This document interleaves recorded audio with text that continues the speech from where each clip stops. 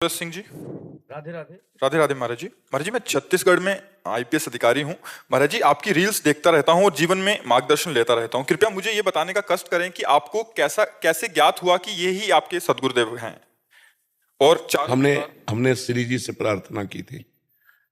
पहला जब सबसे पहले गुरुदेव मिले जो बाल्यावस्था में, तो हमने आकांक्षा भी नहीं की थी गुरुदेव की, मतलब ज्ञान ही नहीं था मुझे कि मुझे गुरुदेव वरण करने। बस मुझे था कि भगवान प्राप्त करना है, मेरे जीवन का लक्ष्य भगवान की प्राप्ति, और वो होती है भजन से। और उस समय संत जन आया करते थे तो घर में कीर्तन होता था, श्री राम जय राम जय जय राम, श्री राम जय राम जय जय राम। तो वो नाम और भगवान की प्राप्ति करनी है। तो इस शरीर के जो पिताजी थे, वो जब पहली बार घर से निकलने के बाद हमें पकड़ा, तो उनका जो भाव था वो उस समय भगवान के द्वारा प्रेरित था। तो हमने कहा, बड़े भैया हम घर नहीं जाएंगे और भगवान का भजन करेंगे और भगवान की प्राप्ति करेंगे। बोले, किसने सिखाया तुम्हें? तुम कहे, सिखाने पढ़ाने से नहीं, अपने आप से। बोले, फिर भी चलो हमारे साथ। हम कहा, घर नहीं जाएंगे चाहे मार डालो। उनका घर नहीं, पर ऐसे थोड़ी चला जाता है जैसे तुम चल पड़े, घर से निकल पड़े। एक परंपरागत, एक आचार्य परंपरागत, एक गुरुदेव की आश्रय वृत्ति। हमका आगे हमें कुछ ज्ञान नहीं, पर हमें इतना है कि घर नहीं जाएंगे और भगवान की प्राप्ति करेंगे। बोले, चलो हम तुम्हें संत के पास ले चलते हैं। तो वो ले गए थे पूज्य गुरुदेव भगवान, जिन्होंने हमें पहली बार स्वीकार किया। उन्होंने कहा, एक हफ्ता छोड़ दो, एक हफ्ता बाद या तो घर आ जाएगा या संत बन जाएगा। तो गुरुदेव की कृपा से और यहाँ जो गुरुदेव हमें प्राप्त हुई, हमें श्री जी से प्राप्त हुई। हमने श्री जी से प्रार्थना की थी कि हमारे कठोर शुष्क ज्ञान मार्ग के हृदय को प्रेम में बना देने के लिए आप गुरुदेव रूप से मिलो। मैं ऐसे पहचान नहीं कर पाऊंगा कि आप कौन है, मेरे गुरुदेव कहाँ हैं, आप स्वयं मिलो। हरिवंश महाप्रभु के मंदिर में हम थे। गोसाई जी ने कहा, बाबा सुनो, हमारे संप्रदाय में एक सहचरी भाव के सिद्ध महापुरुष हैं, आप जानते हो? तुम कहा, नहीं महाराज जी, हम किसी को नहीं जानते। तो उस समय गुरुदेव भगवान मदन टेर के सामने लाडली कुंज था, उसमें रहते थे। तो कहा कि आप वहां जाना। हमारा कोई आकर्षण नहीं हुआ सुन के। कहा, जी। और हम हर बात भगवान पे छोड़ देते थे कि अगर आपको मिलाना है तो मेरे अंदर प्रेरणा करो। हम ऐसे किसी संत से मिलने नहीं जाते थे। हमारा चूंकि एकांतिक जीवन रहा गंगा किनारे का, और बचपन से रहे तो बड़े सावधान रहे, तो बहुत प्रवीणता थी। हम जैसे आप कह दो कि वहाँ बहुत बढ़िया प्रवचन, चलो हम नहीं जाएंगे। हमारे अंदर आएगा तो हम जाएंगे, और दूर बैठ के सुनेंगे, जहाँ वो महात्मा हमें न देख रहे हो, हम उन्हें न देख रहे हो, केवल कान में वचन पढ़ रहे हैं, और उसी से पता चला हाँ ठीक है, तो फिर सामने गए, नहीं तो हट गए, चले गए वहां से।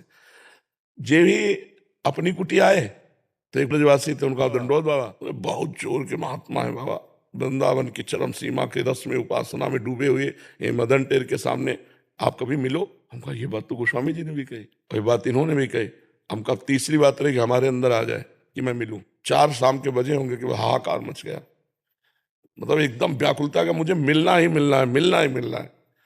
पहुंचे, दरवाजा खटखटाया, आधा घंटा तक खटखटाते रहे, अंदर से बंद था। आधा घंटा बाद पादुका की आवाज आई। देख, पहली सीन में बिक गए। पहले दर्शन में ही महाराज जी के आंसू चल रहे थे, बार बार अचला से ऐसे पूछ रहे थे।